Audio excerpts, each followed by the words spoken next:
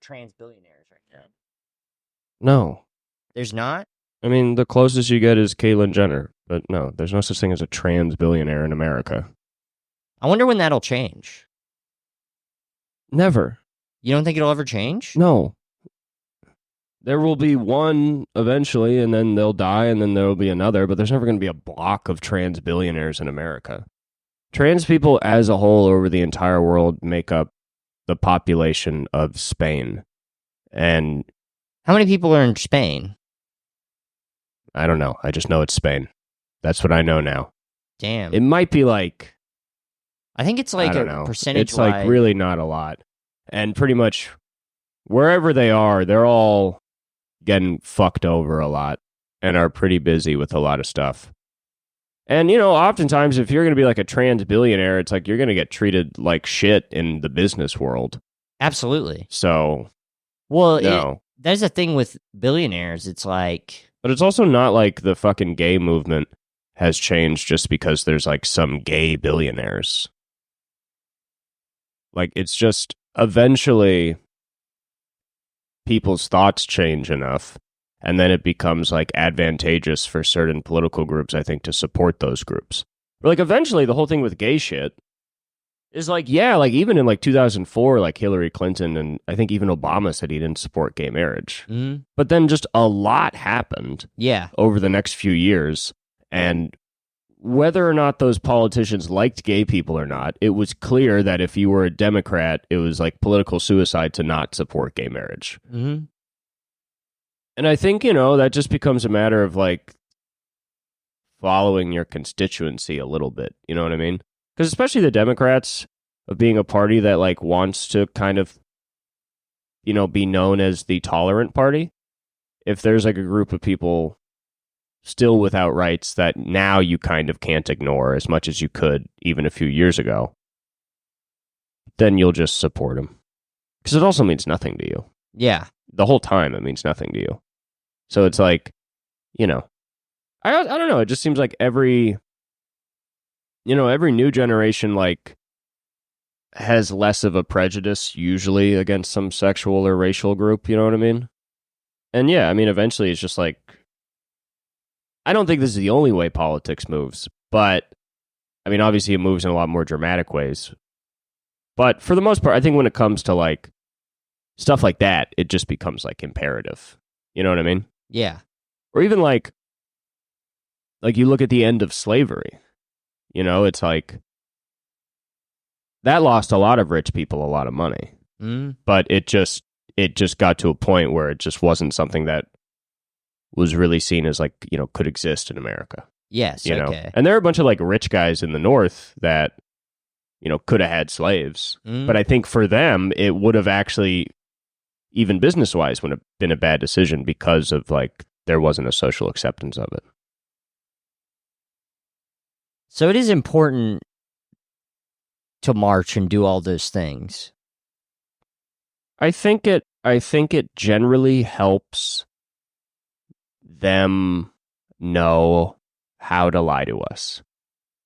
And you know what I mean? If the Democrats are like, okay, so if we want to fucking do all the sneaky shit we do, we also on the surface level have to support gay marriage. Mm-hmm. That's clear to us now. That's what our bloc wants, you know? And then even like a lot of times when it comes to shit like gay marriage, the Republicans are just a few years later of just being like, whatever. You know what I mean? Yeah. Like they almost never have to talk about it because it just kind of gets passed. It is interesting. Like, whatever. Do you remember being a kid and like people would talk about log cabin Republicans? I feel like the log cabin Republican has become a much more common thing. What is that? That's like what they would call the gay Republicans. Why do they call them that? I don't really know. Because they're like in the cabin? Yeah, they're so behind. What is gay about a log cabin? That makes no sense. To me, I was like, oh, is that like a more, I don't know, libertarian Republican? Like, I genuinely don't know. I just remember hearing about that shit when I was a kid. Yeah. And I remember a lot of comedians have jokes about it, about like, right. Well, that's like, I don't know. There was something. I mean, it's not a joke that a lot of them are gay. Yes. It's like the Grindr CEO said the RNC is Grindr's Super Bowl. That's how he described it. Yeah. I saw a video of a guy at the RNC, like he's in the convention center, he's scrolling through Grindr, and Grindr will tell you how close somebody is. Mm-hmm. And if they're like in the same building with you, it'll pretty much just say 0 feet. So he's just scrolling through all these blank profiles. It's like 0 feet, 0 feet, 0 feet, 0 feet, 0 feet. And wow. Yeah. But I think that is like kind of a good example of how things might move, socially, or how like what is on the surface level doesn't always necessarily match how the people that are part of those organizations actually feel. You know what I mean? Like if like for the most part, still like you can't really be anti-gay as a Republican. I feel like just because it's a little too direct now. Yeah. But you can be like pro-family. Like that's kind of the new thing is pro-family. You could definitely be anti-trans, but yeah, pro-family, and then you kind of just you can bring up gay shit with a harsh tone that kind of implies it. But it's like, for the most part, it's like that's kind of what the Republicans want, and then whatever the Republican lawmakers are doing is like completely just I don't know. I was watching a thing yesterday about lying in politics and like the different like reasons people lie or politicians will lie, and sometimes how it's like advantageous. Like Kennedy, to get the Cuban Missile Crisis to end, he like brokered a deal to take some missiles out of an area near Russia or the Soviet Union, and nobody knew that. They just thought that Kennedy forced Khrushchev or whoever that was to take the missiles away. It's not Khrushchev. To take the missiles away. You know what I mean? And like hard line them, and then it made Kennedy look strong. But really, he had brokered a deal and like given up some stuff that made us safer or whatever. So it's like he lied to the public, and there's a lot of different reasons. I don't know. I've been reading more and more about that. Like this guy John Mearsheimer talks a lot about liberal politics as a geopolitical strategy and how it leads to like the most wars and like most lying to the populace that you'll have, because it's like this belief that liberal democracies are the greatest political structures that can exist, and that they should exist everywhere, and that they can exist everywhere. And then that's why you just have like us going into Iraq and just Afghanistan and like, Vietnam, Korea, like everything. So yeah, I don't know where I'm going with this, but I don't know what you wanted from your question.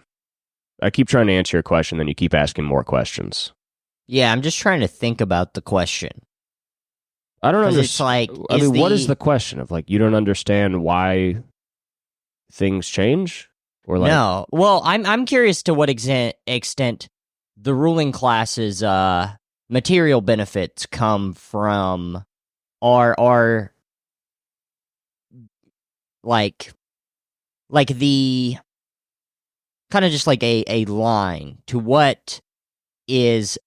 Because it feels like the ruling class controls everything, I mean, everyone knows that. That I think we're allowed to have something because they decide it. And it's like, what is, as trans people become, as it becomes more accepted, like what is the thing that is going to make it more accepted on their part? I think it'll just be the same as like gay dudes. It'll just be like a continued normalization and familiarization with said group. And, right now it's like advantageous for Democratic politicians to be generally supportive of trans people. Mm-hmm. And I don't know. I think time just like, goes on and on. And usually movements that are trying to support a group of people who are being like fucked over in the country just eventually seem to turn into law for the most part.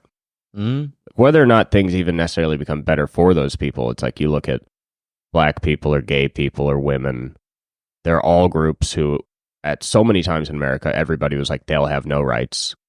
And then time marches on, and it's just sort of like, well, the world we live in now doesn't necessarily call for that treatment of them. Yes. They're not call, but allow.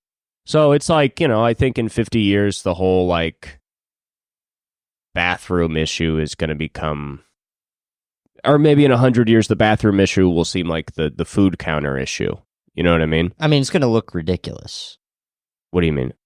I mean, the fact that we're forgetting about that is going to seem ridiculous. Yeah, so I think that's what you're saying. It's just eventually things seem ridiculous. Yeah. And it's like, yeah, I think you're right, obviously, about the ruling class having a lot of decision making and sway with their money, and they can pay politicians to do a lot of stuff. But it's also like they still have to, I think they still have to somewhat like work within the bounds of possibilities. You know what I mean? Like there are very rich people in America that want abortion to be outlawed in every single state, but it's not necessarily a political possibility. Oh, yeah. Like, I mean, as much as American politics is like dominated by money, there's still a lot of different people with a lot of different ideas with money. You know what I mean? Like it's still hard to like dominate the internal, I feel like, American political spectrum. Like to really just dominate it, to get exactly what you want, you know? And I don't know. I mean, some people believe there's sort of like one specific group of people that's kind of making all these decisions and they work together. And I think it's like much more chaotic than that. It's like a lot of different people with a lot of power that want different things and they fight each other, and it's more of a web than a boardroom. Yeah, like I don't really believe in I just don't believe that like the Illuminati exists just based on the fact that I don't really believe that all those guys could agree on the same thing.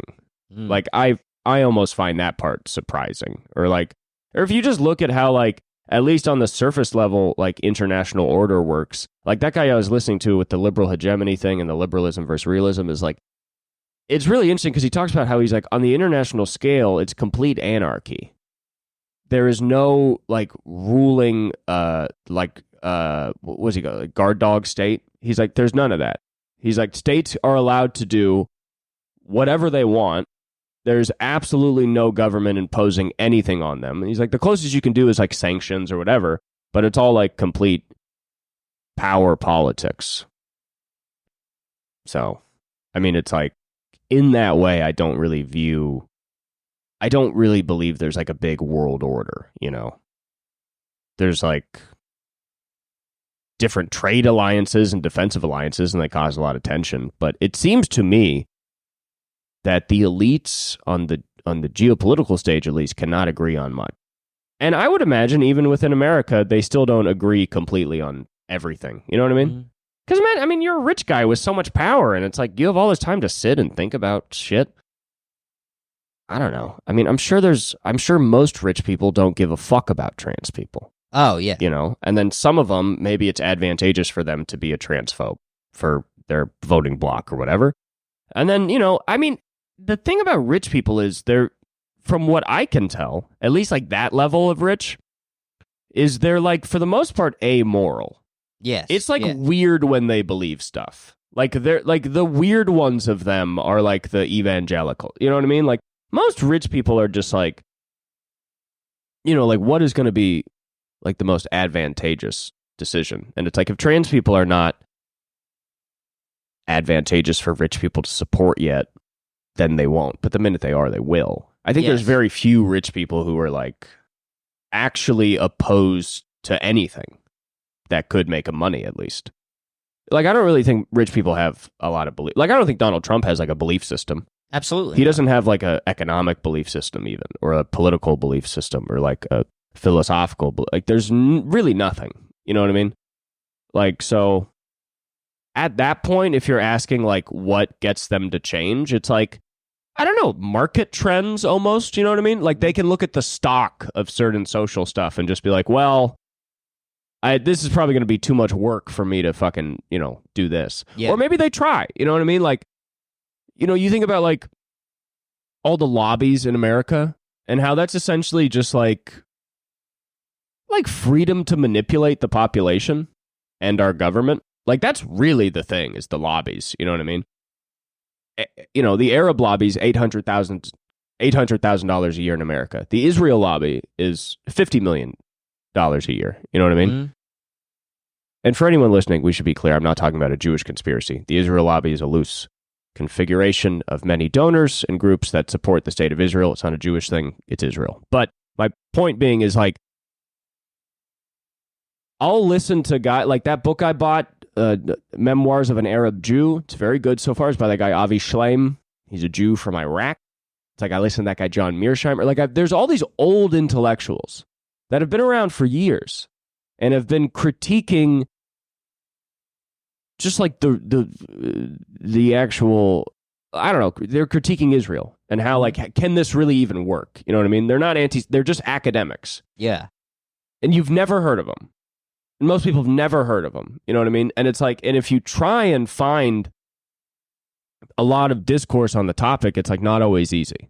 I would say right now is the easiest it's ever been because this most recent, like the 40,000 deaths is a good answer to your question is like, oh, well, how do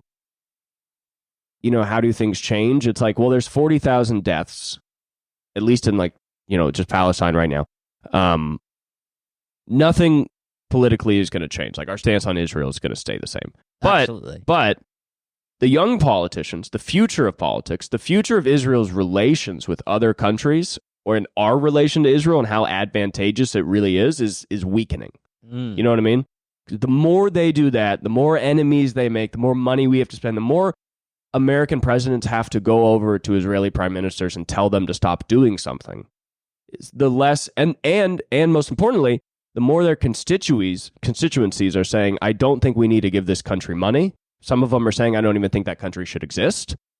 People are saying a lot of different things. So it's becoming less and less advantageous. And the Israel lobby is spending more and more money every year. So the answer to your question is kind of what you see right now with the Israel lobby and with this general take on Israel from the American public. Think about how people thought of Israel 5 years ago. You talk to most Americans now, maybe they don't hate Israel, but they're like, I definitely think they're out of hand. So, there's certain events that pop it off. Like right now is like a spike in like a critique of Israel, but this has been growing the whole time. And in another sense, it's like trans people existing. It's a weird comparison, but think of it in the in the inverse. You know what I mean? Like Israel gets more and more lethal.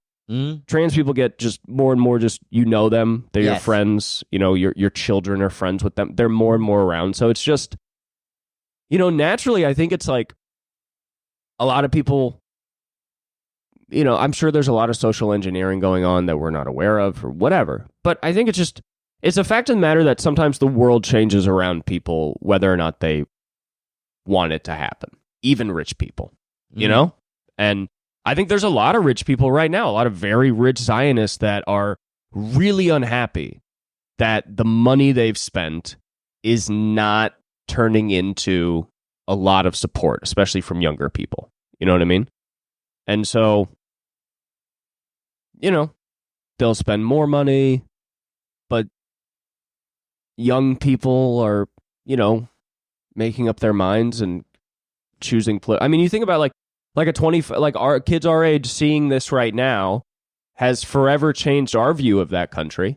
Absolutely. And will change our affiliation with it. Has grown an interest in me to just learn more about the history of like the Middle East in general. You know what I mean? And so all that stuff contributes to eventually these things we take for granted. But it's because it's hard. It's easy to track maybe after it's kind of happened and you can be like, oh, okay, there, but while it's happening, it's, kind of amorphous. And while it's happening, it seems impossible, Yes. Where we're like, what are we going to do about this situation? This seems impossible. And yeah, I guess that is like, that is what I was thinking about, like trans stuff, where it does feel like getting their rights, like in the way that we need them right now, does feel like, considering the active like statements by billionaires, it does seem like, well, what are we gonna do? You look at the Palestinians and then you look at trans people. There's apparently in Israel, in the Israel area, there's like 7.3 million Palestinians, equal number to Israelis. There's 7.3 million of them. If they don't kill every single one of them, which they can't, they want to ethnically cleanse them because they can't really run an apartheid state in 2024. People won't let them.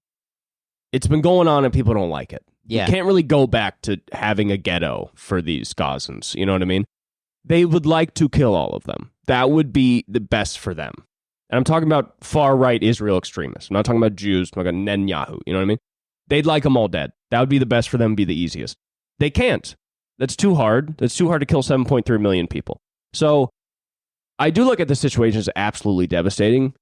I see Israel as a completely more powerful force than Palestine, but I still see 7.3 million Palestinians that are not dead. Yeah. And as long as they're alive, Israel has an issue. You know what I mean? And as long as they're alive, people's thoughts are changing. Different waves are coming. You know what I mean? And then it's the same with like fucking trans people. It's like these transphobes, they just want to kill them all. They just want them to not exist. They hate seeing them. Yeah. They see them online, they get mad. And every time they see a trans person, they feel like they've lost because they exist. They're like, fuck, we're not winning. You know what I mean? And that's why they post pictures of them and be like, look how ugly they are, so they can at least feel like they're better than them. But the fact of the matter is they're mad they exist at all. They just don't want them in their society. So it's like, as long as the people themselves exist and time moves forward, then the better chance is that people in power will start supporting those people. But sometimes it doesn't happen, and you end up like the Kurdish people, who are one of the largest ethnic groups in the Middle East, and they have no country. But like, there's a lot of them. You've heard of Kurds. Yeah. They don't have a country. There's a lot of them, though. There's like, I think there's more Kurds than there are fucking Jews in Israel. You know what I mean? Like, there are people who need a place, but they didn't get it. Yeah. Because of fucking World War I, and then they cut up the Middle East, and then it just becomes whatever. And now they have been, similar to the Palestinians, an indigenous yet completely marginalized group in several different countries in the Middle East. Yeah. So, the Kurds, there's never been a bag for them. There's never been money to throw at the Kurds. At least there has, but nobody's wanted to. And that's the issue you have with the Palestinians right now. Not a lot of money over there, Yeah. I mean, they gave them, like, Netanyahu gave Hamas $1 billion. So there's that. But that's because he wanted to support, never having a two-state solution and fighting Hamas so he can ethnically cleanse all the Israelis. I mean, the Gazans. But, I mean, I say all of that. I'm sorry if anybody disagrees. I say all of that just to say that time marches on, and sometimes impossible social movements, become possible just by virtue of the fact of, like, the money moves. You know what I mean? And it's like, this isn't working too much anymore. You know what I mean? Like, I don't know, but a lot of the people in, like, the Israel lobby, I think, are pretty old men, old Zionists, you know what I mean? And there's a huge block of young Zionists, of course. Yeah. But it is hard to believe that lobby is going to have the same power it has today in 50 years, And it's hard to believe that 7.3 million Palestinians are all going to be murdered and there won't be a single Palestinian in 50 years. Yeah. So what does that say? You know what I mean? Like, what is it going to look like? I like to think a little better for the Palestinian people, I like to think a little better for the trans people. But yeah, when you're in it, the whole thing seems completely unrealistic, and you feel bad because activists are very often called, like, idiots, for essentially just wanting something the rest of the world is not ready for.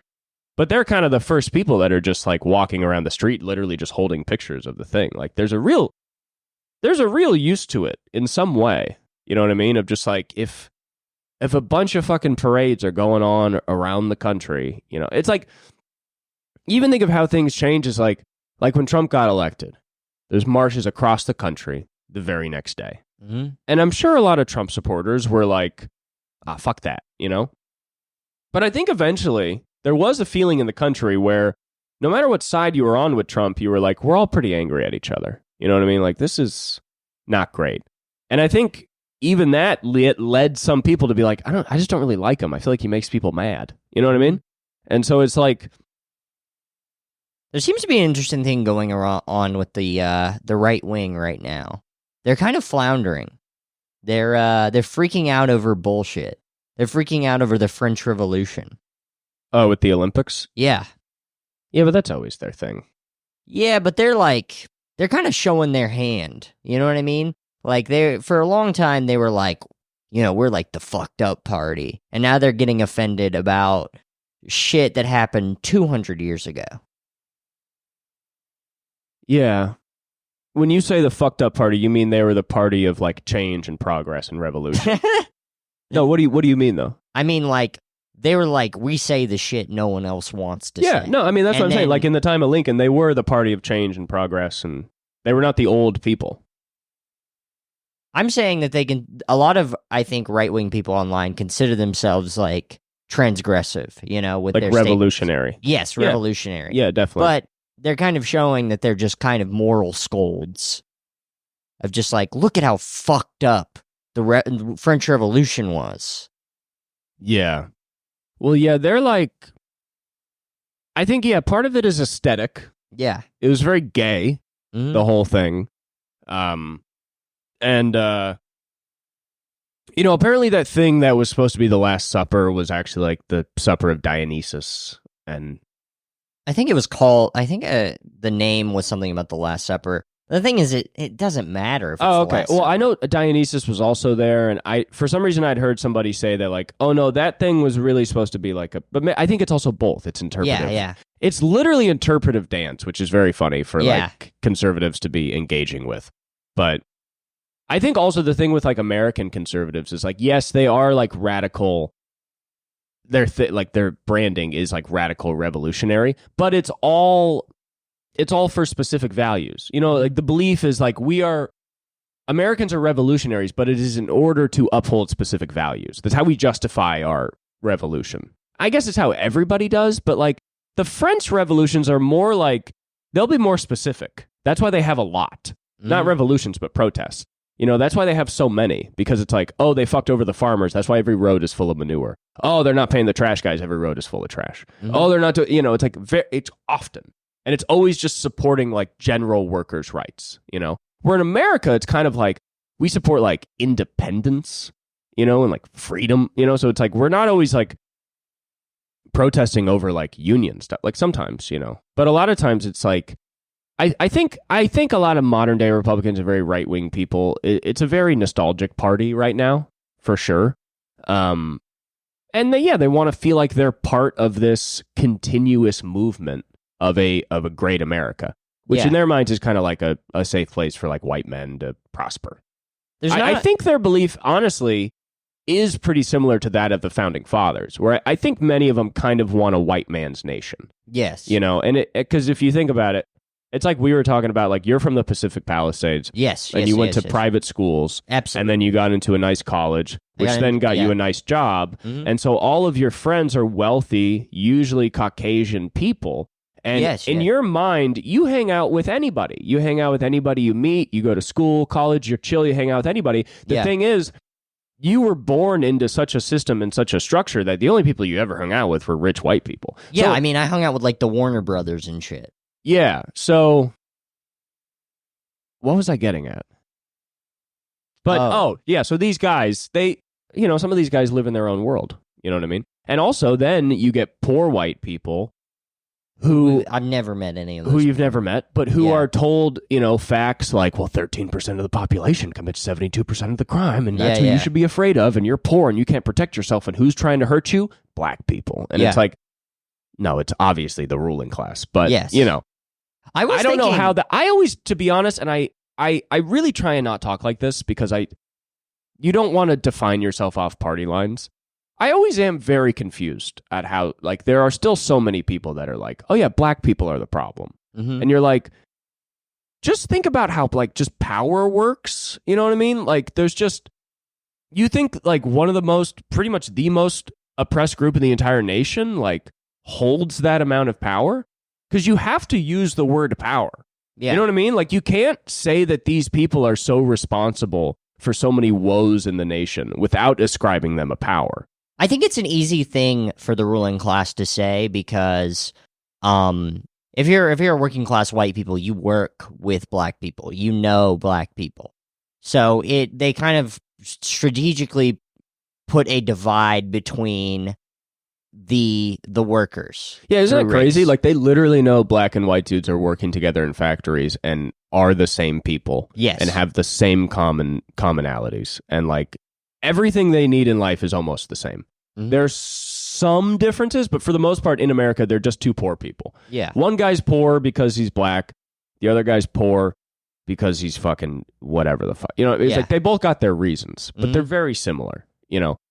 And yeah, it's like they just don't want him talking. Yeah. They know that. They don't want him chilling. Literally, if these guys talked about how they feel about life, what they need, what their government could do for them, they would have a big issue of a bunch of guys in the streets asking for probably not even that much. It's asking for like, can I have a retirement? Can we put $1,000 in an account for me? And the answer is a big no. I think it is very interesting. There is not really a big like left-wing movement among working class white people. No. I think they've tried to squash that as much as they can.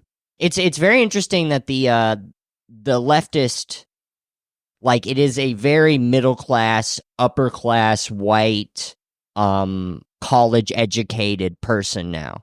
There's no one to really fight for the rights. But I mean, if you're talking about how power moves and how money moves, is like, I mean, you even take a kid like me. Like, my parents were born into middle-class households. You know, my mom a little lower, but, like, mostly middle class. And so they had enough opportunities to build normal lives, you know? And it's like, and now I'm in a situation where there's, like, more opportunity than some people, but it seems like a much less usable world than the one my parents were in. You know what I mean? With inflation and just everything. It's just very harder for even a middle class kid. So this class consciousness is like growing in people with more money. Yeah. And with kids who were spoiled, who go like, I don't like this. What you need truly is people who haven't been poor to become poor. You need them to be like, ew. Well, I think you need people who have had a nice life to go like, oh, who lives like this? Who would do this? This is awful. I think what builds toughness is necessity. I think a lot of things, they require necessity. And if you don't experience necessity, then I feel like your experiences don't necessarily shape your thoughts as they shape the shape of them. You know, like I was thinking about a traumatic event, you know what I mean? Of like, I feel like every time I've witnessed something horrific, I feel like my brain's gone back to 1, it's gone back to 0. As like everything I valued and thought is wrong, but the actual thoughts themselves aren't wrong. It's the shape that they took in my brain. And I think as more people become poor, those thoughts that they already have will turn more radical just by the very shape of them. Yeah, and the fact that they need to work on them. Like, they need to work in favor of workers' rights. Yeah, I mean, that's why there's like a debate between like the phrase like pull up your bootstraps. Is like that thought is now not really supported by any reality. So then the way people think about that is having to change. Yes. They just, yeah. I mean, that's what it is. Like, that's pretty much like the reason I like listening to that guy, John Mearsheimer, who I was talking about. He usually talks about geopolitics, but I just think about it a lot because I think it relates a lot to free will skepticism, mostly because he just talks about structures. And he's like, people respond to structures. And so he talks about like the geopolitical realm. He's like, well, the way countries work is they gain power by population and wealth, which will usually equal a large army. And on a geopolitical stage that is an anarchistic situation, then people are going to vie for the most power for their survival. And he's like, liberals have this idea in thriving. They believe that if you install a liberal democracy, people will thrive and everything will be okay and we won't have wars. And that's what justifies like invasions of Afghanistan or whatever, And then this guy looks at it and he's like, if you look at Afghanistan, they probably wouldn't be open to a democracy just because they're just not that familiar with the concept. And we shouldn't assume that democracy is the greatest idea ever. And, so we go in there and it's just, in his eyes, it's unrealistic to do those things because he thinks about power and about structures and about context and about things falling from each other. And very often, this liberal idea, which is not liberal in the leftist sense, Republicans and Democrats are liberals in this sense, in terms of spreading democracy. You know what I mean? And he looks at it. He looks at that view as what has been the cause of the last, all these constant wars we have, and why America is such a warlike country. It's because of our belief in freedom of democracy. We justify wars by saying, well, they need democracy, so we're allowed to go in there and kill a bunch of people. A realist would have never invaded Iraq because he'd say we shouldn't go in there. They had nothing to do with 9/11. It's just fucked up of us to even go in there.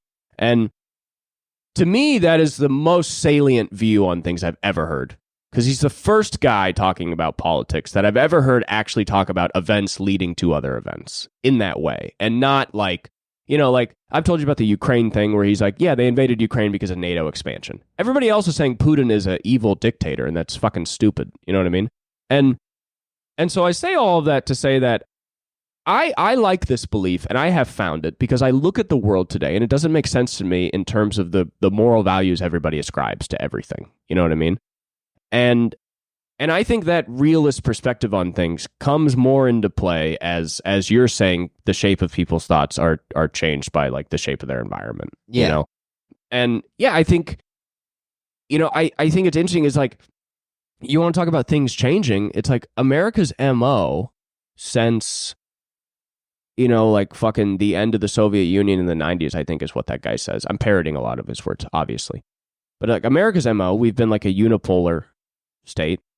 We've been a unipolar power in the world, pretty much. And we've been able to just sort of come liberal hegemony on everybody. We just kind of go anywhere we want. You know what I mean? But now that's changing. You talk to most Americans, they don't like the American incursions in other countries, Republican or Democrat. Almost nobody supports like the wars in the Middle East anymore. Any of them. Yeah. So, and why? Because it lost a lot of money. And because the lies they told then were found out to be lies. You know what I mean? So it's like, as evil as politicians are, I think they have to learn from their mistakes. Even if they want to keep lying, they have to learn from their mistakes. So it's like, I think that's like how money moves. And something as powerful as like the American belief in the spread of our democracy, like we went into Vietnam because of it, we went into Korea because of it, we went into fucking Iraq, Afghanistan, like we went everywhere because of it. And now there's more and more people saying we shouldn't have ever done any of that, which is a realist geopolitical perspective that's completely changed from a liberal perspective. You talk to most people in the 50s and like, of course we should. Communism's bad. Yeah. The domino theory is real. We should go into these countries. We have to, And those are the richest people in the world. And now you have somebody like Donald Trump, who I'm not a fan of, but was completely against that. Is completely against liberal hegemony, is more of a nationalist, wants people to stay. And that's kind of interesting. You know what I mean? You have a Republican guy, like number one Republican right now, whose whole thing is staying out of people's business. Very un-American in terms of the last 100 years. You know what I mean? Yeah. And it's the one thing about him I don't mind. I do mind it in some ways because he's also fucking stupid where he like wants to leave NATO. You know what I mean? But, yeah, I don't know. I mean, the way that this guy, John Mearsheimer, will talk about the balance of power on the geopolitical stage, because that's what he says is the big thing. He's like, we can't appeal to virtues and goodness. We just have to think about the balance of power, what we're setting up, and what countries are naturally going to do because of that. Mm-hmm. They'll all respond to threats if threats are posed. And so, I think that's happening inside America too, where it's just like, how realistic is it going to be for people to continually try and oppress trans people? Yeah. How long is that really a viable thought system, And yeah, I think a lot of like far-right Republicans and very prejudiced people, they're always having an uphill battle because they're always trying to maintain a status quo that is constantly being fought, Like their whole fight is like a bunch of fags asking for something and them saying no. And then they just keep asking, and there's more and more of them every year. And all of a sudden, you're like, fuck. This is, at the very least, this is now a waste of money and time to fight. You know what I mean? It does seem like their big goal right now is to be like, the media is turning people trans. So to them, there's like a trans factory that they need to stop so they don't have to give people rights. Yeah, they always talk about the agenda. Yeah. Which I always think is pretty funny too, because you're like, okay, are you going to deny a homophobic, transphobic agenda? Yeah. Like, are you going to deny the existence of groups, of tons of people, of very rich donors that are against these things? Mm-hmm. You guys, if we're going to call it like a lobby, which it's not officially because it can't be, it'd be a hate group. Mm-hmm. But if we're going to call it that, you guys, yours is definitely bigger. You know what I mean? Like the fuck trans people, fuck gay people lobby is definitely bigger than the we love trans people lobby. I think that's very clear in America. Agenda is such a funny thing to call. Like, these motherfuckers have plans. These motherfuckers think shit. It's like, what? Trans people are running the show you're talking about. Like, It's kind of like they got their gay agenda. Us, we got nothing planned. We got nothing. Like, are there even trans lawmakers? You know what I mean? Like, I don't get it. Where it's just like, I think there might be like 2. that's cool. But yeah, I don't know. I mean, it's a lot of, I don't know. It's so annoying in America. It's like, I get it. We vote. We all have opinions. We all have a right to our opinions. I think we've gotten a little too into that part of it. Yeah. I think we've forgotten that, like, the point is eventually to come to some consensus on some things. The point is not to just fight about literally everything. And there's just so many people who are like, I'm a fucking American. And their whole thing is like, this horrible way of argumentation and screaming is American. And you're like, the founding fathers would disagree. You know what I mean? Like, this doesn't make sense, like, even in an American sense. If we're talking, like, if you're talking about trying to preserve America, the founding fathers would be very upset about you constantly stoking division. They also would be like, oh, God, a worker, ew. Yeah. They'd be like, why is that guy talking? But, you know, it's like, I will say, it's like the one thing with the founding fathers is like, as evil as they were, they would put little things in the Constitution to be like, if you guys aren't evil like us, you can stop doing this. Yeah. You know what I mean? Like, a lot of the founding fathers understood that slavery wouldn't last forever. Mm. But they also liked it. And that's a weird guy.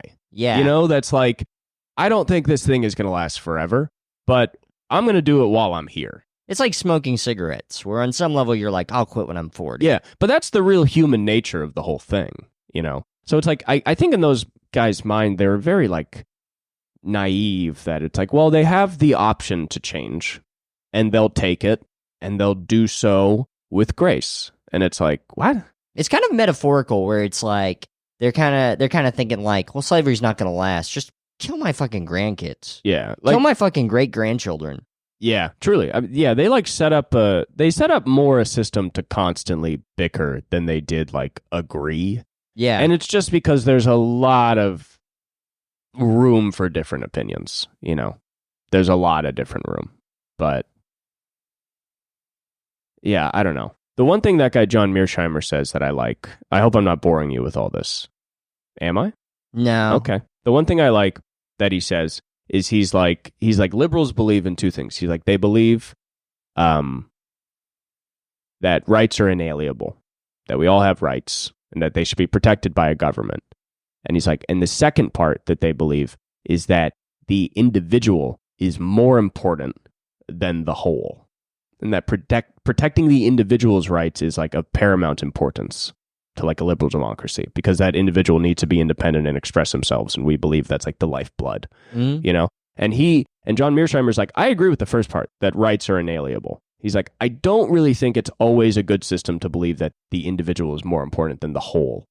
And I think that's very true when you look at a lot of like American issues. It's just individuals fighting for that individuality and not really being able to step back and be like, what would be better on the whole?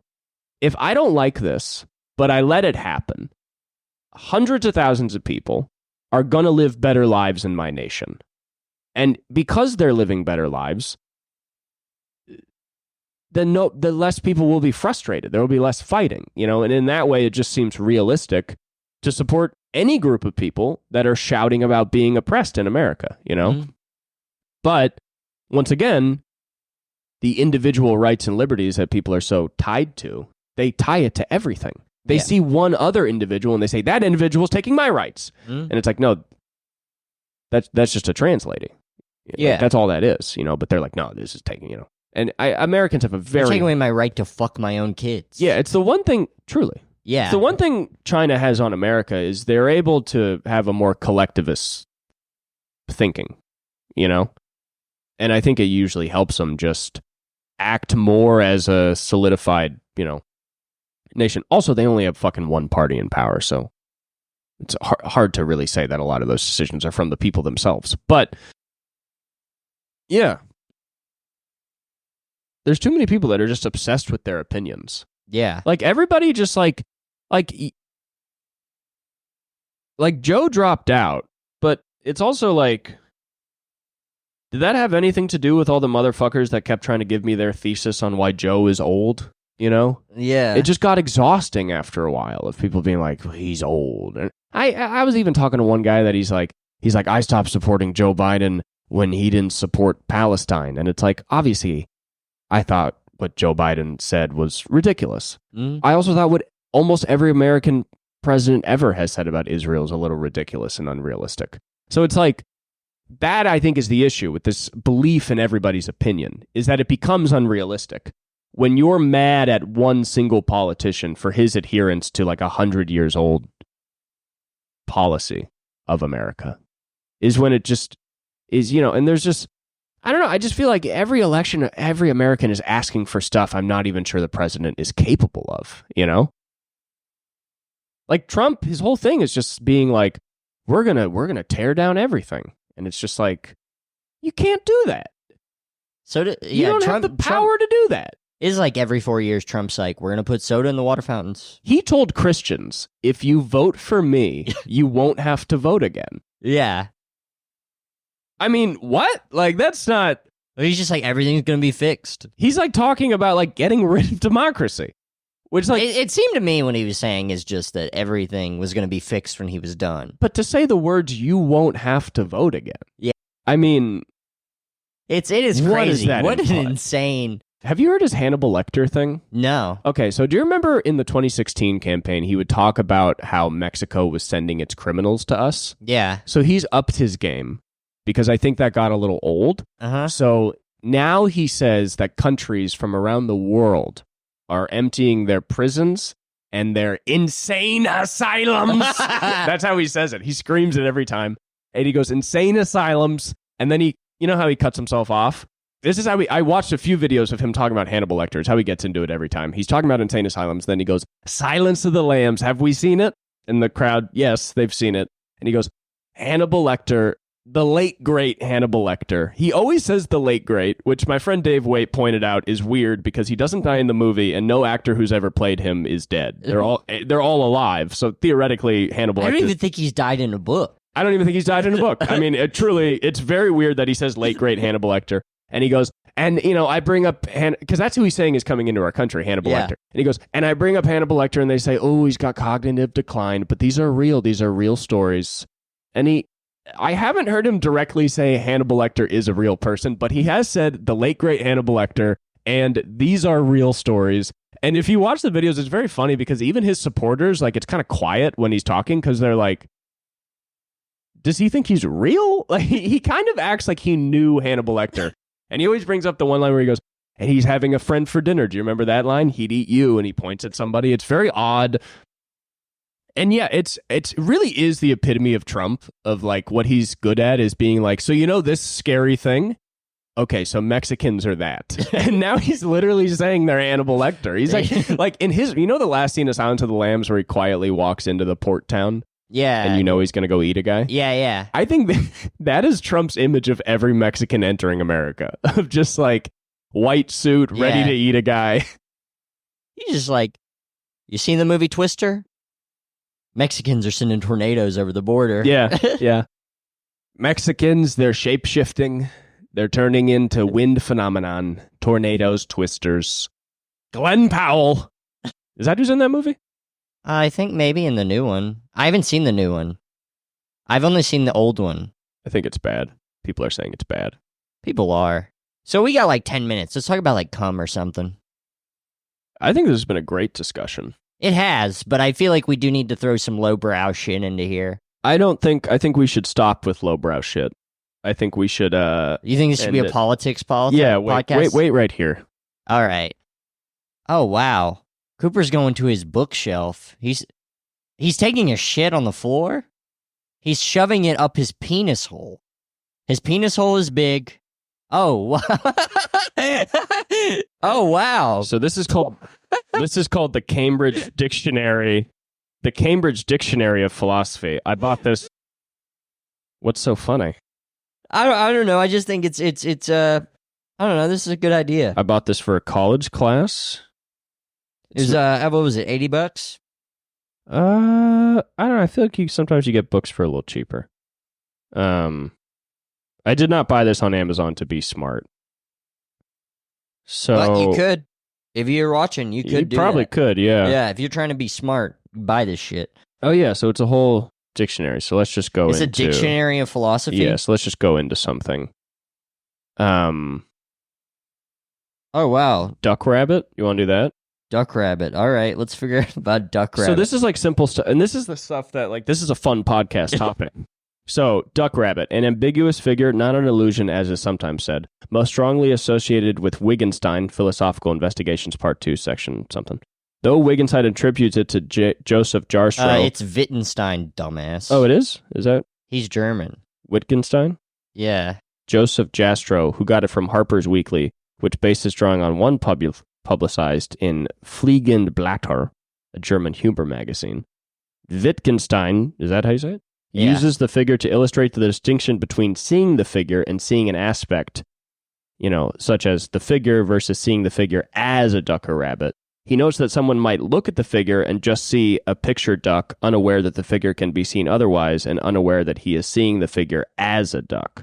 Someone who has caught on to the alternative ways of seeing the figure can switch back and forth at will between the two impressions, demonstrating that perception is not wholly a matter of sensory impressions, but also depends on the way the subject organizes or construes what is presented to the senses. Wittgenstein points out that settings, backgrounds, and captions can strongly predispose the viewer to see the figure one way or another. And so the duck-rabbit situation that we're seeing is sort of the Israel-Palestine situation, where you could see it as, like a baby that got its leg blown off. Or you could see a rabbit. Or you could see it as a terrorist. Yeah. You could see a baby, or you could see a terrorist. Or you could see a homophobic baby that wants to, if you go to Palestine, if you're a gay person, they want to cut your head off and kick it around like a soccer ball? Yeah, nothing better than holding a gun against a baby's head and saying, you will never be homophobic. Oh, thank God you'll never grow up to be homophobic. I care about your dad. Me as a straight guy fucking care about this so much. Yeah, I mean... Yeah, that's crazy. These kids in Berkeley are supporting Palestine. It's like... They don't know all those babies are going to grow up and try and kill them. Yeah, those babies are going to cut their heads off and kick them around like a soccer ball. Because you know all the homophobia that you hear Palestinians talk about all the time? Yeah. Well, thank God we don't have to hear their homophobic shit anymore because they have guns put in their mouth every single second.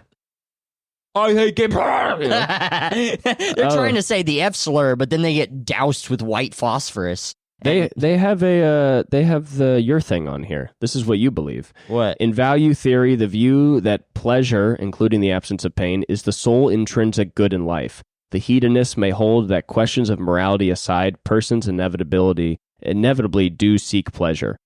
Philosophical hedonism. That questions of psychology aside, morally we should seek pleasure, ethical hedonism, or that we inevitably do and ought to seek pleasure, ethical and psychological hedonism combined. That's what you believe. That's interesting. Oh, wait, I was thinking about this. Do you take antidepressants? No, I'm on nothing right now. You're on nothing? Yeah. Is it hard to come? Like, when you were taking it, was it, like, really difficult to come? I never took antidepressants. I took mood stabilizers. Yeah, that's what I think. It was not. It was not? If you take a fucking antidepressant, you gotta, like, stick stuff up your ass to come. It sucks. Yeah, I've heard that. I mean, I wouldn't mind losing a sex drive. Do you lose your sex drive or just the ability to come? No. I remember when I first started I took an antidepressant as a fucking, like, mood stabilizer because it was effective. And it was like I would be jerking off for like 2 hours just to get the cum out. How fucking awesome is that? It sucks. So That's you're like 2 hours of my day. so I you're could just like spend... very horny, but you're coming. Oh, okay, cool. This is what you do every day. So this is self-deception, the purposeful action to avoid unpleasant truths and painful topics about oneself or the world, or unintentional processes of denial, avoidance, or biased perception. 3, mental states resulting from such action or processes such as ignorance, false belief, wishful thinking, unjustified opinions, and lack of clear awareness. Thus, parents tend to exaggerate the virtues of their children. Lovers disregard clear signs of unreciprocated affection. Overeaters rationalize away the need to diet. Dying cancer patients pretend to themselves that they are improving. Oh, wow. So dying cancer patients are fucking losers, according to this book. Well, they're self-deceiving, yeah. In some yeah. contexts, self-deception is neutral and implies no criticism. Deceiving oneself can even be desirable, generating a vital lie that promotes happiness or the ability to cope with difficulties. Is that, do you think that's the reason you think you have like the world's biggest ears, but your ears are just normal sized? I don't think I have the world's biggest ears. I've never Yes, you said do. that. You keep telling me that you can stick your own dick up your ears. No, I've never said that. Yeah. Oh, all these alpha guys are really into stoicism now. You know those guys online that are into like Sigma and stuff? They're really into stoicism. So they're always like, I don't feel shit. Yeah, one of the 3 leading movements constituting Hellenistic philosophy, its founder was Zeno of Citium, who was succeeded as school head by Celantes, but the third head, no work of any Stoic survives intact, except otherwise we're depending on... The book smells really bad. No, it doesn't. The book doesn't smell really bad. The book smells like fucking shit. No. Oh, wow. What were you doing with this book? Stoicism is stupid. The Stoic world is an ideally good organism, all of whose parts interact for the benefit of the whole. It is imbued with divine reason, its entire development providentially ordained by fate and repeated identically from one world phase to the next in a never-ending cycle, each phase ending with a conflagration. Have you ever read Marcus Aurelius? See, I don't like when people say that all of whose parts interact for the benefit of the whole, because most of the time the parts interact for the benefit of themselves. Have you Not in a mean way, it's just what they do. Have you read Marcus Aurelius? No. He sucks dick, dude. Okay. He's like, I read his whole thing.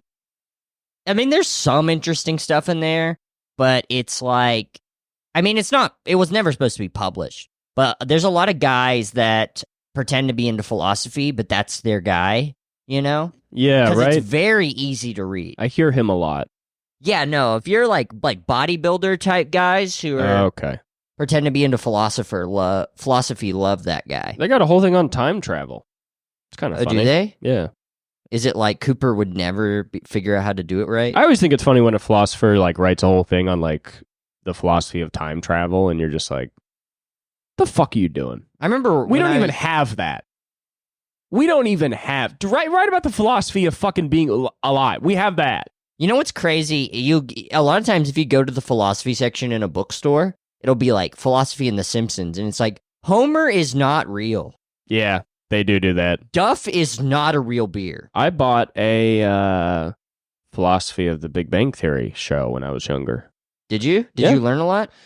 No, I opened it and I was like, oh, this isn't how I thought it would be written. This sucks. Which is weird that I thought it would not suck. How old are you? Unbelief, see disbelief. I was probably like 12 or under. I'd think under 12. What was the craziest book you read when you were like a small child? Like in terms of like, why was I reading this? I don't know. I feel like I read Bukowski when I was about 12, and some of those topics were a little much. But Bukowski's like very easy to read. I'm talking about like reading like classics and like being like, why the fuck I'm like, as I read Gravity's Rainbow when I was 12, that's an insane book for me to even read now. Yeah. I would go home from middle school and fucking sit on my floor and read Gravity's Rainbow, read 100 pages. Yeah, I mean, I don't really know when I've gotten all these books. I mean, I know I got like Naked Lunch when I was still, I think, living at home, and oh, I read Naked Lunch did not in like enjoy one it. sitting when I was like 12, I think. I read like, I think maybe most of it. And I remember liking it for some reason. You know what I did with the book is I made my own narrative, even though it was weird. I was like, all right, I just need to organize because I felt like everything was in a different order than how it was. Well, do you know the thing with that book? That it was well, I didn't know that back then, but that's I know it now that he just fucking picked all the pieces of paper off the ground, Jack Kerouac, and fucking edited it. Is that how he did? He picked it. Yeah, I guess I just heard it explained as like the first you can exchange any of the chapters with each other, and it's a book. I remember I had read like Chuck Palahniuk and shit like that before, like Bret Easton Ellis. And when I read Naked Lunch, I thought the Dr. Benway chapter was like the craziest thing I had ever read. I was like, this shit was published in the 50s? I didn't finish it. I got really tired of it.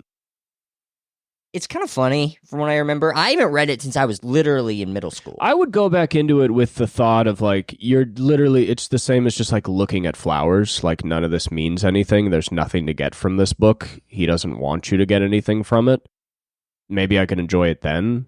But just frankly, I was reading it and I was like, yeah, I mean, if an author's trying to get ideas across and his whole thing is purposely scrambling these ideas, yeah, I find this author to be pedantic. You know what? This seems like a waste of my time. You know what I tried to read? Because the death of the author exists to begin with, so don't fuck me up by not writing a normal book. Write a normal book and then I'll fuck it up. I don't know if I agree with you. I feel like you have to take in Naked Lunch as episodes. But it's like, listen, you have Naked Lunch, okay? So you have Naked Lunch. Oh, great, you broke it. And then how the hell am I supposed to read that? It fell on the floor. And then where's Mumbo Jumbo? Where is it? Where the hell is it? Do you have it? I don't give have that it. to you? No, you didn't. You I have nausea, but oh, you piece of shit! You steal my things, and I've only taken 2 books. Stop stealing my things and lying about it to be funny. Okay, I can't find. There it is. This is gonna be really embarrassing when after the podcast ends and I ask to borrow another book. Here's my thing. You have Naked Lunch. Yeah. Which is like a crazy, at times figurative, maybe kind of wild book. Yeah. You know what I mean? You have the same thing with Mumbo Jumbo, except there is at least a chronology to it. There's very little punctuation in this entire book. Most paragraphs are like a couple sentences, and there's not like a lot of commas and stuff. Mumbo Jumbo, famous Tennessean Ishmael Reed. Yeah, and it rolls beautifully as this chaotic story that you're really not supposed to slow down in. You know what I mean? You're supposed to read it fast because the actions are fast. And even if you're not getting everything in the second, you have to trust your subconscious to build the narrative with you. Yeah. And what you get is payoff. You actually get that.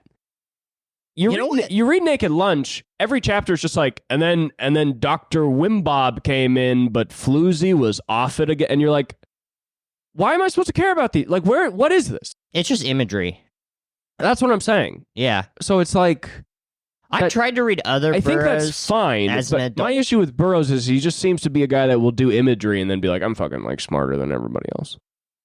Yeah, I think it requires a lot of background knowledge. I think, because I've never read the fucking Tibetan Book of the Dead, but I think that's a very important thing to his, and that's literature. Also the most white guy fucking shit in the world. He's a rich white guy. The Tibetan Book of the Dead is something that you are supposed to read to a recently deceased body, and it's literally instructions on how to get through the underworld. It's a very small part of a larger text that is really not that important to the fucking Tibetan people. White dudes found it. Yeah. It doesn't even translate directly to Book of the Dead, but they found it, and because they talk about hell, that was the only thing that was interesting to them. And then you have like John Lennon and William S. Burroughs being like, I'm so crazy, I'm in the Tibetan Book of the Dead. And you're like, why don't you read all of the fucking scriptures on it? You're reading a small ceremony that you're not even supposed to just read. Yeah. And so that's my issue, where it's like, it just seems to me like William S. Burroughs is like a fucking... Well, you're kind of looking at him like as a poser. You're kind of looking at him through like kind of a 2024 lens of it's like, yeah, a lot of times it felt like a lot of those guys were kind of fucking around for a purpose. I mean, I'm not calling it appropriation or calling them racist. I'm talking about... No. I just mean just putting on different hats. Because it's like there wasn't as... you didn't have as many options. So I think a lot of those people back then, they would really get into something and they would just... they were kind of fucking around. And they're kind of posers, but I think that they were just trying to, like, innovate literature somehow. Do you think Naked Lunch innovated literature? Yeah, of course it did. How so? I mean, I don't think it used the cut-up technique at all. I mean, there's a lot of shit that wouldn't have been written, probably, if it hadn't been written. Like what? There's a lot of guys from the 60s that were very influenced by him. But I honestly don't know enough about it's a heavy influence on postmodernism, like, and the episodic structure of some of those novels. I mean, a lot of people love it. No, I'm sure they do. I'm not saying they're wrong. Yeah. I don't know. I guess it just feels weird as, like, you know, as a guy that does comedy, you have all these thoughts, sometimes complex, and you want to explain them to people. Yeah. And so you can say things to them. And if I just went up and explained through a purely aesthetic, tonal, emotional lens everything I felt, I would not be doing the work I need to be doing. There's not as much of a history, though, that leads to that in comedy. Whereas with literature, there's a fuck ton of prior literature that you're going through. And it's also like, it used to be if you were writing a book, you would sit down and read like 2 books a day. I guess what I'm saying is just like, if there's like this history that would lead to Naked Lunch, I think there's also a lot of history that would lead you to, like, not write what in many ways can be considered like a purposefully bad book. It's definitely not purposely like bad. It comes off to me similar as clowning, of like, it's the denial of structure is the novelty of the whole thing. Again, it's like, this is written in the 50s. Yeah, but what's supposed to be so interesting about the denial of structure? I mean, that's a good question. Like, okay, I guess a plate of spaghetti that's been thrown and smashed on the floor looks interesting, but it's worthless, and anybody could do it.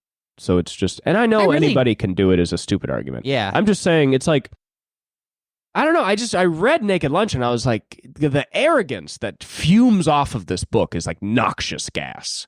One thing I read about William S. Burroughs I thought was interesting. Because I would love to write like William S. Burroughs, and I totally understand the way he's writing, like, in that sense. I just have always thought of it as a thing you keep to yourself because it's only interesting to you.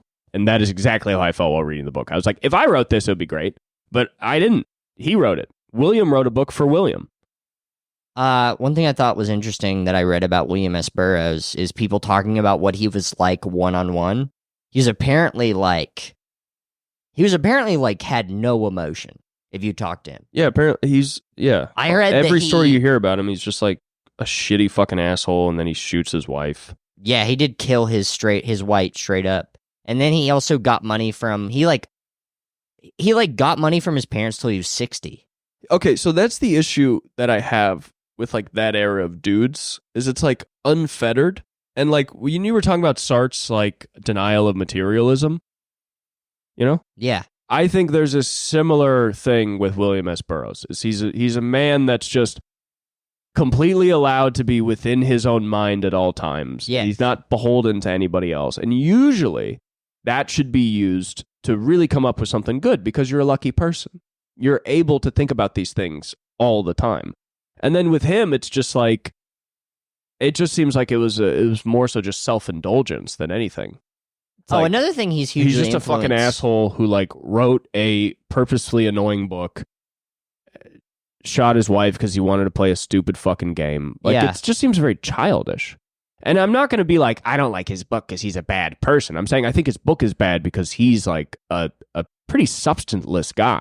Yeah. Like, I just see nothing to the whole character of William S. Burroughs that I'm supposed to be infatuated by. It's like he's a rich kid who did heroin? Yeah. My brother did. Should my brother write a book?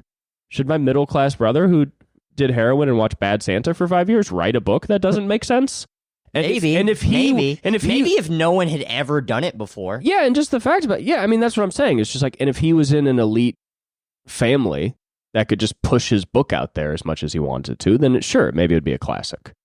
Which is not, I mean, that's fine. But I also don't think that that's why it became Everything's a classic. valid in that way. It's just like, I think people are more interested in the influence it's had on science fiction, body horror. Yeah, I think I find it to be very similar to Sam Kinison, where it was very important and it was tantamount to the changing of stand-up and or writing, but they're both objectively bad stand-up and bad writing.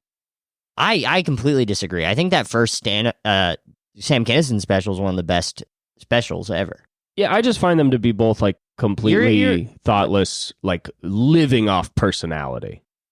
And like loving that and taking a lot of credit for it and being so excited by it. And not really interested in the work itself, which I always find to be selfish. Norm is interested in the work itself. Chappelle is not. Norm also says that Sam Kinison was the last truly revolutionary stand-up. I think he was revolutionary. Yeah. For sure. I don't think he was funny. I think William S. Burroughs was revolutionary. I think William S. Burroughs was revolutionary. I think he's like bad at writing. I think Burroughs is funny too. But that's why art is just about being in the right place at the right time and just showing up. I think you're just taking for granted that it's bad. Like I feel like all of these opinions kind of come from, oh, this is bad. Well, I think they're bad, yeah. So I guess you do have to take every opinion as this is what I think. You kind of have to add that to everything. So. Yeah, I mean, I didn't approach it with this is bad. I was excited. Like my process, and I think the reason I get pissed about Naked Lunch, and I should revisit it because it deserves it. But my process with Naked Lunch was like my dad gave it to me, and he's a big writer, and he had always shown me like weird stuff. So I approach it the same as all the other weird stuff. Like, oh, this is whatever, and I like this stuff, you know. Yeah. And then I was just reading Naked Lunch. I was like, it feels like this book doesn't want to be read. It feels like it doesn't have a direction or a goal or anything it's trying to give to the reader. And that it's sort of like similar to like a child drawing on the walls to be seen or heard. And I just sort of got annoyed with what seemed like a lot of wasted time by a very self-indulgent writer. Another thing I guess to keep in mind is it is porn. It is straight up porn. And that's kind of a lot of where it's coming from, is the French history of, like, surrealistic porn. Because there's a lot of old surrealist writers who could only write porn because that's the thing. That was what would pay. What do you think Naked Lunch gives that I'm not getting or not allowing myself to get? It's less that because as I said, I haven't read it since I was in middle school. I just think that there's more than maybe... Because I know I'm speaking declaratively. Yeah. It's fun too. Yeah, for sure. You know, and I do it a lot more with writers, to me, who seem up their own ass. So I attack them a lot more. I'm giving this guy a lot less grace. I feel like he isn't really up his own ass. I think he's just deeply fucked up. Like, from killing his wife. I think that destroyed his life and his brain. Yeah, well, I mean... And it is interesting. I mean, there's a lot of art I enjoy just because it does kind of come from a fractured brain. I was listening to Neutral Milk Hotel, and you have to be kind of a sick fuck to write that sort of shit. And that's my issue, is I do feel wrong when I talk about William S. Burroughs. Like, when I talk about him, I feel like an asshole, and I feel wrong, and I don't like speaking declaratively. Yeah. I think part of it is being a stand-up comic, you think more about craft and about the function of your words, and you make more concessions than writers might make, you know? Because, like, we both have thoughts we really want to express. Yeah. But it's a constant battle to make sure those thoughts are understood. And so we have a real relationship with the audience in that sense. And we want them to get it. Yeah. You know what I mean? And a writer is allowed to challenge their audience. And I think that's great. I think they should, you know? And I guess sometimes it feels like you're reading a book and you're like, am I being challenged? Or is this, you know, it's like sometimes you're on stage and everybody's hammered and tired, and you're like, even if I was funny, they're just not listening. Yeah. You know what I mean? And so sometimes reading Burroughs' book is like trying to perform to a crowd that's sleeping, where I'm like, is this a challenge? Or is this just like a kind of useless endeavor? And that's why I stopped reading the book halfway through, is I was just like, I think, because I got like, you know, like a quarter of the way through the book, and then I was like, I'm going to feel the exact same, I think, when I finish this book.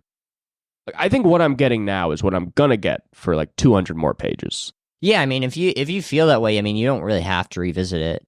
But This conversation has kind of made me interested in going back to it because I did like enjoy it when I was like a child. Yeah, but I want to because you have to understand, like, I love being proven wrong. Yeah. And I obviously believe that art's subjective. And I think every single artistic piece has something to offer. And I don't think every single artistic piece should have like this same direction. But, it's like, I think there should be kind of what maybe you would call a stupid book. Yeah. Of like, oh, there's no chapters. Those should exist. It's like, I don't want Naked Lunch to not exist. I guess I just don't think I like it. But then again, I got to read. Can I see it? Where is it? I threw it at you. You threw it. But we can't have another hour, 20-minute episode, so we probably should cut it around here. See how it starts. What do you have to do? I want to go to that open mic. Shut up. I want to be able to get up there and then go to the other open mic. Well, you can leave. I'm going to be reading Naked Lunch. You can't be reading Naked Lunch on the... Well, let's read like 3 sentences. Okay.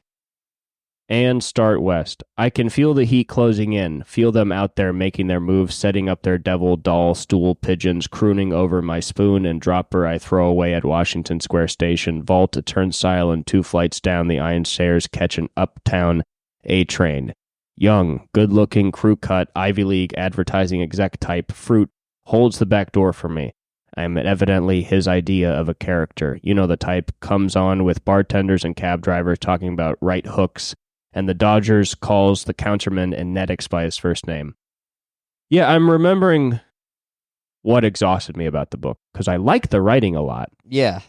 There's a lot of fat. Yeah, I guess so. Like, I don't know. I guess it seems to be a purposely stream of content. It seems like it's trying to put you in the head of a junkie. Yeah, it's very beat-like. Yeah. Because it reads like Howl. And I think I didn't expect it to read. It does read like a poem.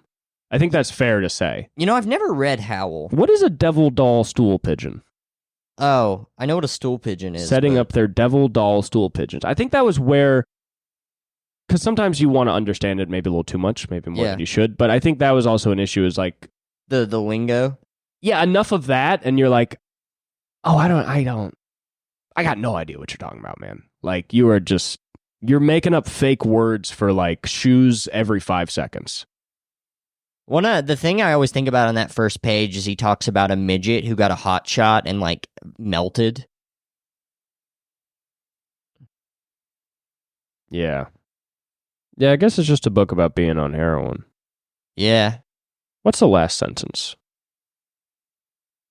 Outtakes? Is this still the book? I don't think so. See, you can't even tell when the book ends.